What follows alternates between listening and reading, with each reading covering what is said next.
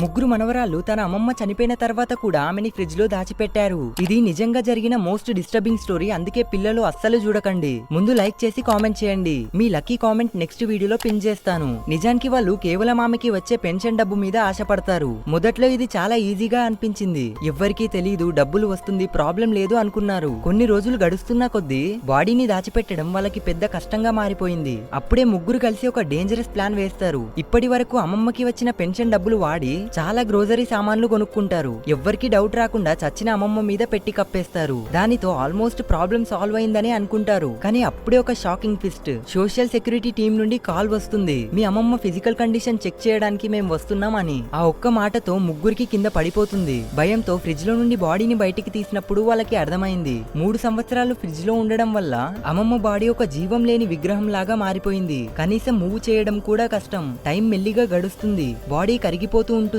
చాలా టెన్షన్ తో ముగ్గురు గేమ్ ఆడుతున్నట్టు యాక్టింగ్ చేస్తారు. నిజానికి భయం వల్ల ఎవ్వరూ గేమ్ మీద ఫోకస్ పెట్టలేరు. అప్పుడే టింగ్ అని డోర్ బెల్ మోగుతుంది. ఇప్పుడు వాళ్ళ పరిస్థితి ఏంటి? దొరికిపోతారా లేదా వేరే ప్లాన్ చేసి తప్పించుకుంటారా? ఇలాంటి థ్రిల్లింగ్ స్టోరీస్ కోసం పార్ట్ 2 మిస్ అవ్వకుండా సబ్స్క్రైబ్ చేయండి.